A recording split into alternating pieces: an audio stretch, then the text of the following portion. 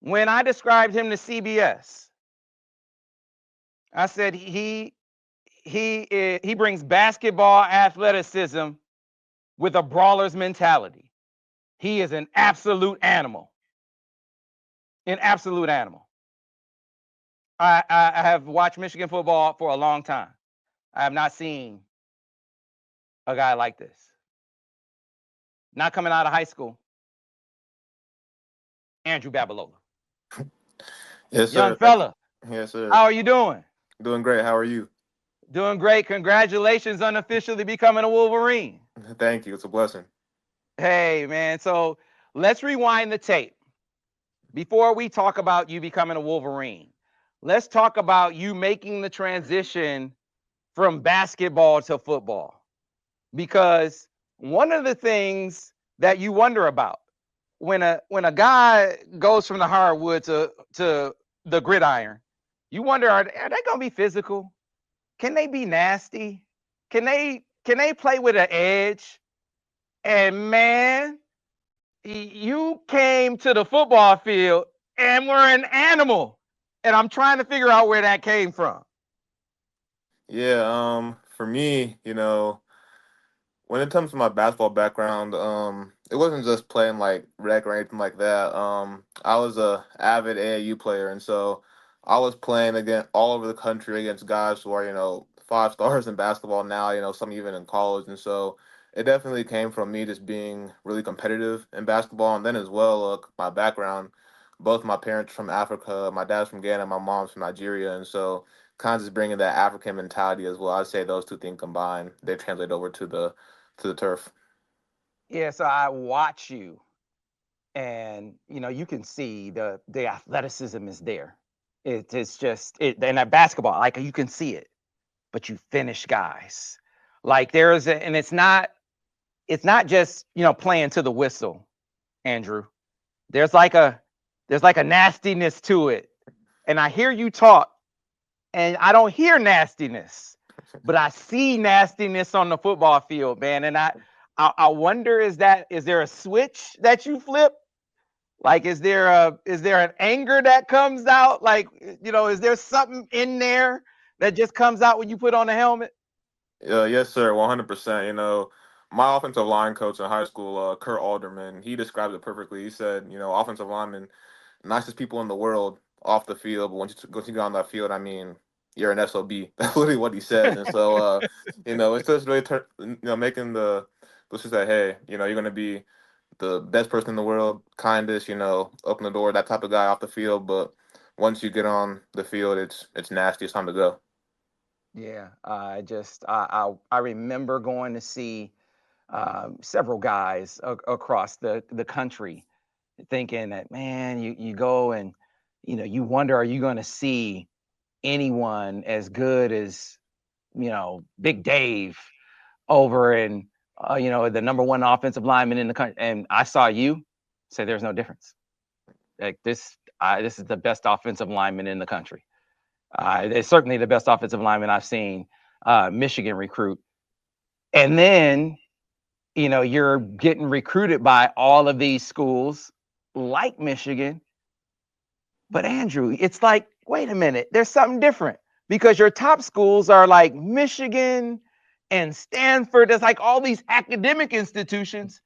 And that hit different because the academic piece was obviously very significant to you. So can you speak to that? Yeah, so the academic piece really comes from my mom. You know what I mean? She's always been on me and my brother about grades. She was the type of mom that was like, if you're not getting straight A's in school, then you can't play sports. You know what I mean? And so really just working hard in the classroom and then as well falling in love with academics. I wanted to go to a school that wasn't only going to take care of me on the field, was off of the field. You know what I mean? And Michigan's number one public school in the country. The amount of people I've met from faculty to alumni, whatever it is, that have just showed me how great Michigan is and what they can do for you off the field. It really just drew me closer to the university. But overall, academics is something that's always been instilled in me growing up, and my mom definitely made sure that academics were a top priority for me. Yeah, it was clear.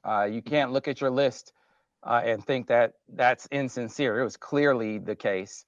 And so you go through the process, though, Andrew, and you take your time, and then you decide it was Michigan. So what was it at the end of the day that made you know that Michigan was the place? Yeah, for me, at the end of the day, it was the people. You know what I mean? I a lot, a lot of great options and a lot of great different things at different type of schools, but it was the people. You know what I mean? And when I say the people, I'm talking about everyone at Michigan. Coach Moore, Coach Newsom, Sam Popper, even the recruiting interns and guys like that.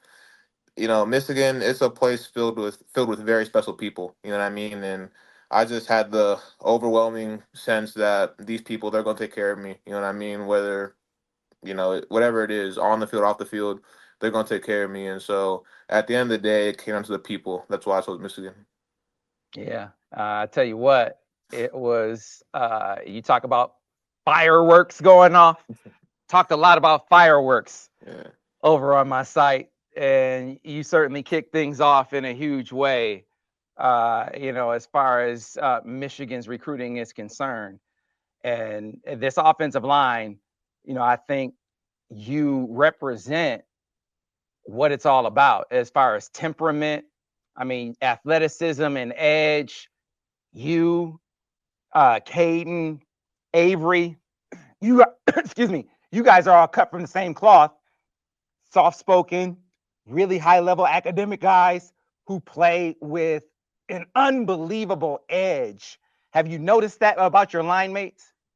Oh yeah, I definitely have. You know what I mean? I'm the type of guy that I just go on and I look at film for fun, stuff like that. And when you saw on the tape of Avery and Caden, I mean, when you're going across the country, I don't see a center in America in high school football is better than Caden. You know what I mean? I don't see many interior guys in the country that are better than Avery. And so, you know, I just feel like, us, like you said, us being cut from the same cloth, having that same mentality on and off the field is going to bode really well for us. And we're going to do great things at Michigan. Yeah, one of your viewers wanted to know, do you have a number in mind? One of the iconic offensive line numbers here is number 77. Has anyone talked to you about that? Do you have a number in mind? Yeah, the number I have in mind is definitely 65. I know obviously Okay. Zinter carried that for a while. Definitely want to wear 65. Okay, there you go. All right. And so you were the first 5-star to commit, but then number 19 committed. Yes, sir. When you heard that news, your reaction, did you know it was on the horizon, that you would be, the blindside protector for the number one player in the country? What about that? How did that news hit you? Yeah, I had heard some, tidbits and whispers about it, but ultimately it didn't really seem real. And then when it did in fact become real, it definitely was a shock, you know what I mean? But Bryce is a, fantastic dude. Obviously he's a great quarterback, so it was a shock, but as well, it was like, okay, we're here. You know what I mean? It's time to go. And so I'm super excited to play with that dude. And like I say, he's a great person. Yeah, man. It's you guys have a standard, not only that you're setting, you're upholding, physicality, togetherness. I mean, this class, you can tell it's really tight already. And then you look at the way that you guys committed to Michigan, and stuck with Michigan as you had some adversity that was going on the field. They had lost some games. That really resonated, and now they're hot again. No, people are talking positively about them after they beat Ohio State. First, your reaction when they beat Ohio State. Were you surprised by the outcome? Were people around you surprised? What did you think of the Wolverines going down and knocking out the Buckeyes? Yeah, to me, I was actually at the Northwestern game the week before they played Ohio State, and just seeing how they came out in that game and dominated, and just hearing about how they prepared, in practice and the mental piece of up for the Ohio State game. I know they're going to be fine. You know what I mean? And obviously, that's a game that no matter what type of season you're having on both sides, you're going to get up for. And so, for me, it wasn't a surprise just because of the mentality of the guys in that locker room, and as well how they prepare for the game. Yeah, man, outstanding. You go down and pile drive the Buckeyes. Now you're a super super nice dude. You turn on that switch on the football field, which you gotta love.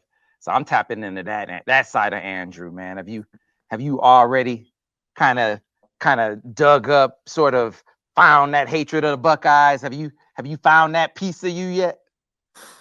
Yeah, for me, I was born in Michigan. I was born in Bloomfield Township. I moved to Kansas when I was real younger, and so the thing about it is I've always been a Wolverine fan, you know what I mean? And I knew at the end of the day, whether it was on the hardwood or on the field, I was probably a good chance I was gonna have a Wolverine. And so I was with that rivalry, you know what I mean? The mentality is to beat them every single year and, you know, let them know who Michigan is. And so I look forward to doing that with the rest of the great guys in this class. I got you. All right. So, Andrew, a couple of things. First, I heard you talking about your parents earlier. Let's talk about your support system. You know, I know you talked about your brother before as well. Talk about the people who helped you get here, who helped you on your journey, and how important and pivotal they've been to your process. Yeah, so first off, I have to start my mom. You know what I mean? She's my rock. She's been with me all my life, and no matter what it is, through hard times, through obviously now celebrating great things like signing, she's always been there for me. And so I just want to give, thanks to my mom, and then as well my school community. You know what I mean? All my teachers, my coaches in basketball, football, my counselors, the front office people, they've been with me through this entire journey. You know what I mean? There's been a lot of ups and downs, but overall, I couldn't have gotten through without them. You know what I mean? And then most importantly to me is my Lord and Savior Jesus Christ. Just him always being my solid foundation, my rock, someone I can go to in a time of need, anything like that. God's really guided me through this whole process and is really the reason why I'm here today now. So I just say that's why I'm here, and that's my support system. All right. And last one, kind of lay out your calendar. I've been asking all the guys what's next. When do you get to Michigan? Kind of lay out what's ahead for you, Andrew.